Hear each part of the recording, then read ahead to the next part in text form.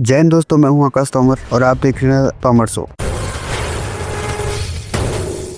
आज हम बात कर रहे हैं उस पड़ोसी देश की जो कभी हमारे साथ एक सपने की तरह बड़ा हुआ था, लेकिन आज वो मुल्क एक ऐसी आग में झुलस रहा है जिसकी लपटों से भारत भी अछूता नहीं रहेगा। एक 15 साल पुरानी सरकार का गिरना, एक नोबेल विनर का अचानक पावर में आना और बांग्लादेश में हिंदुओं का नरसंहार होना। 1971 में जब बांग्लादेश बना तो वादा था सेक्युलरिज्म का, लेकिन 54 साल बाद क्या वो वादा सिर्फ एक कब्रिस्तान बनकर रह गया है? आज हम सिर्फ खबरें नहीं बताएंगे बल्कि उस मास्टर प्लान को डिकोड करेंगे जो ढाका से लेकर न्यूयॉर्क और रावलपिंडी तक बुना गया है। हम बात करेंगे दीपू चंद्र दास की, जिसका नाम आज हर उस हिंदू की चीख बन गया है जो बांग्लादेश में रह गया है।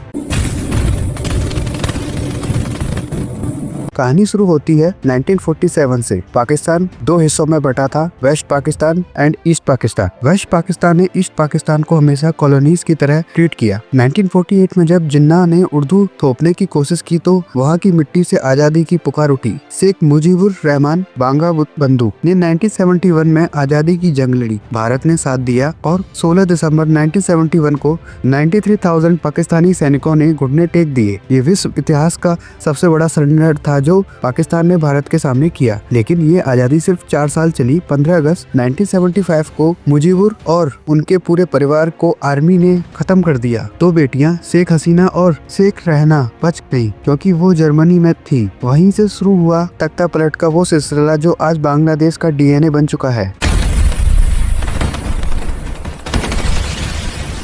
शेख हसीना 15 साल से सत्ता में थी। उन्होंने डेवलपमेंट तो किया मगर अपोजिशन को पूरी तरह खत्म कर दिया। अगस्त 2024 में कोटा रिफॉर्म मूवमेंट शुरू हुआ, लेकिन ये सिर्फ एक ट्रिगर था। एक्सपर्ट कहते हैं कि स्टूडेंट्स अगेंस्ट डिस्क्रिमिनेशन ग्रुप को प्रोफेशनल ट्रेनिंग और फंडिंग मिल रही थी। जब 5 अगस्त को भीड़ कना भवन की तरफ बढ़ी तो सेना न्यूट्रल हो गई। हसीना को सिर्फ 45 मिनट मिले। ये कोई अचानक भड़का गुस्सा नहीं था बल्कि एक मैनेज्ड एग्जिट था ताकि पड़ोसी देश में भारत का इन्फ्लुएंस खत्म किया जा सके। हसीना के जाते ही नोबेल विनर मोहम्मद यूनुस आए, लेकिन क्या वो सिर्फ एक मखौटा है? पर्दे के पीछे डीप स्टेट का खेल शुरू हो चुका था।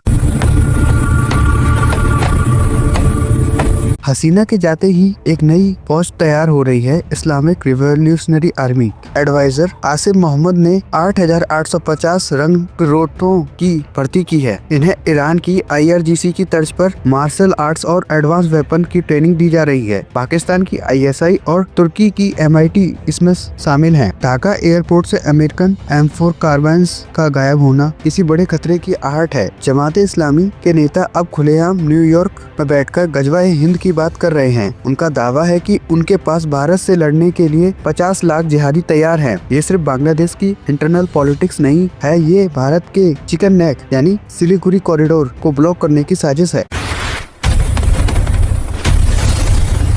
अब बात करते हैं हम उस दर्द की जिस पर दुनिया खामोश है। बांग्लादेश में हिंदुओं का स्लो मोशन जेनोसाइड शुरू हो चुका है। माइमेन सिंह भलूका 27 साल का दीपू चंद्र दास एक साधारण गारमेंट वर्कर अपने घर जा रहा था। सिर्फ एक झूठी अफवाह की उसने धर्म का अपमान किया है और 500 लोगों की भीड़ ने उसे घेर लिया। बिना किसी ट्रायल के उसे हाईवे पर जिंदा जला दिया गया। दीपू की मौत सिर्फ एक इंसान की मौत नहीं है बल्कि उन सपनों की मौत है जो 1971 में देखे गए थे। इस हादसे ने पूरे साउथ एशिया के हिंदूस में एक डर और गुस्सा भर दिया है।